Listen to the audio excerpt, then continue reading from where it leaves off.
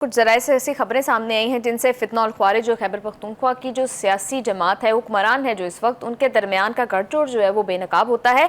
इस हवाले से खारजी बादशाह और खारजी रॉकटी की एक ऑडियो लीक हुई है। जी बुखारी साहब, ये हम देख रहे हैं कि खारजी जो है वो एक MPA को KPK के अपना बंदा कह रहा है। देखिए, मैं चूँकि हिस्ट्री का स्टूडेंट हूँ, इसलिए मैं रिकॉल करूँगा ये कि ये पहली दफ़ा नहीं है, ये तो पकड़ा गया है, ये लीक हो गई है तो हमारे सामने आ गई है। आप वापस जाइए, तालिबान खान कौन था, कुछ याद है? कौन कहता था कि यहाँ पर हर शहर के अंदर तालिबान के दफातर होने चाहिए? कौन था जिसने लाके 40,000 दहशतगर्द जो है यहाँ बसाए थे और कहा था कि मेन स्ट्रीम का हिस्सा बनेंगे तो ठीक हो जाएंगे? ये वही तो ब्लीडिंग वूंड है ना, ये उसी खून ज़ख्म से तो खून रिस रहा है। अब ये चाहे वो बादशाह राकटी हो, चाहे राकटी हो, चाहे बादशाह हो, ये सारे वही करैक्टर हैं जो हमारी सोसाइटी के अंदर आके घुस गए हैं। ये जो दूसरी मिसाल है, जो दो ग्रुपों की आपस में लड़ाई है, ये क्या है? ये दहशतगर्द हैं जो यहाँ वहाँ ला के बसाए गए। उनमें से अब आप देख लीजिए, एक काजम कमांडर काजम है, एक कमांडर मुमताज़ उम्मती है।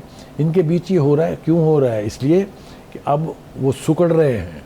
हमारे कामयाब ऑपरेशंस के बाद वो सुकड़ रहे हैं, या तो उनके साथी हथियार फेंक के मेन स्ट्रीम का हिस्सा बन रहे हैं, जिस तरह बलूचिस्तान में बुगटी साहब ने मेरे ख्याल से कुछ दर्जन मरतबा तो हमने देख लिया है, और या फिर हमारी सिक्योरिटी एजेंसी के ऑपरेशंस में जान से हाथ धो रहे हैं, जिसका जिक्र जो कन्वेंशन सेंटर में हमारे फील्ड मार्शल ने किया था।